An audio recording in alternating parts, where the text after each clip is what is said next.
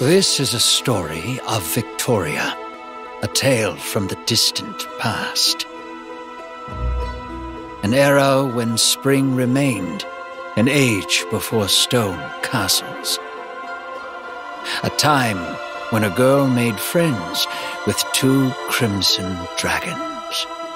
One of them was greedy, but the other was true and brave. Both swore for eternity to protect her beauty and grace. Everywhere they went, the girl would find and take the most beautiful flower growing in that place. Then one day came when the greedy one exclaimed, "Grant me a gift, should you call yourself my friend." With honey-eyed tongue it begged the girl to braid a wreath with the flowers she had gathered, and the girl gladly agreed. With deft hands she wove a beauteous floral garland and placed it around the head of the greedy red dragon. Yet the dragon of courage said, "No boon for me, no gift do I need.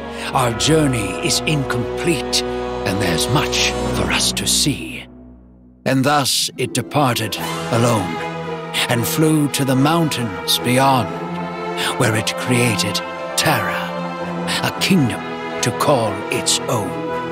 The flowers that thrive here grow in no other land. The domain was deemed perfect to adorn the girl's fine hand. The wind told the greedy one of its kin's great findings. Speedily it flew towards Terra with the girl upon its wings.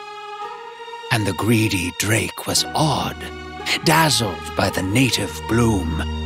"Resplendent shall be our crown when we take that flower from you." The good drake was speechless as greed pressed the demand. There was nothing left of spring but the blossom of its own land. Long battled the dragons, a feud of naught but woe, but greed emerged triumphant. The flower was then bestowed. Though the blossom suffered wounds and several petals were shed, it became the brightest jewel upon the greedy dragon's head.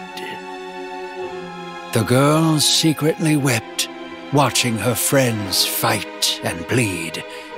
Then a lion snuck to her, giving whispers that soothed her grief.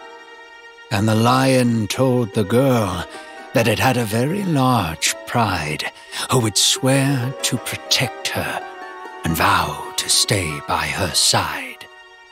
So the girl forgot her sorrows and played with newfound friends, and no longer yearned for the drake who dwelt in distant lands.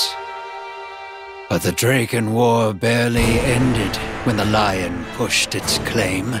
It seized the girl and roared, "Put the crown upon my mane!" The good drake had not healed, but valiantly it challenged the threat. Not for the crown it fought and killed, but the oaths it swore to kept. But the pride was ready for war and spilled the dragon's blood. It drenched the fertile earth and turned it to barren mud. The people grew cold and starved now that winter has arrived. They remain cowed and silent, though a question lingered in mind. Is it gone, our crimson dragon who lives beyond the peaks? Is it gone, O virtue's guardian, the one with no greed?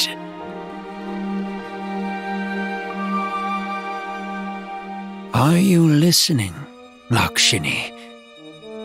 Can you and will you answer that question for us?